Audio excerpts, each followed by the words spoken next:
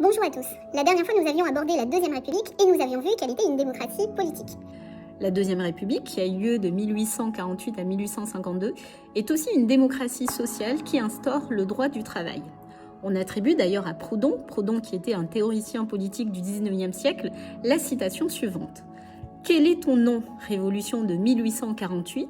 Je m'appelle droit au travail ». Le principe du droit au travail est affirmé dès le lendemain de la proclamation de la Deuxième République. L'État crée les ateliers nationaux, sorte de Pôle emploi avant l'heure, le 27 février 1848, soit 3 jours après la proclamation de la Deuxième République. Alors que sont les ateliers nationaux ? Les ateliers nationaux, ce sont des chantiers publics organisés par l'État et qui emploient des chômeurs. Ces ateliers nationaux sont destinés à employer les ouvriers et les artisans des grandes villes qui sont en situation de chômage forcé. L'État entend ainsi fournir, organiser et financer le travail. Cherche aussi à payer et à soigner les ouvriers. Démocratie sociale, mais aussi démocratie politique, avec notamment l'instauration du suffrage universel masculin, la Deuxième République est contestée par les femmes, qui réclament un suffrage universel plus universel, qui inclurait les femmes, à la moitié de l'humanité. On peut ici citer Jeanne de Rouen. Jeanne de Rouen était une militante féministe et socialiste, fondatrice d'un journal féministe qui s'appelait L'Opinion des femmes.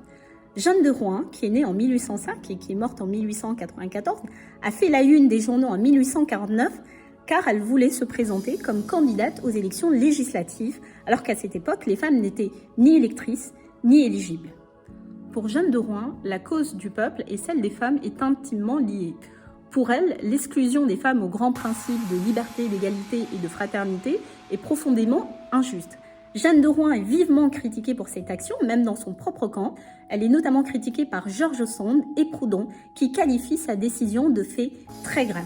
La Deuxième République est aussi contestée lors des journées de juin 1848. Ce sont des journées de révolte qui ont lieu pendant 4 jours, du 22 au 26 juin 1848, en réaction à la fermeture des ateliers nationaux, qui, comme vous le constatez, n'ont pas duré très longtemps. Ils ont duré quelques mois.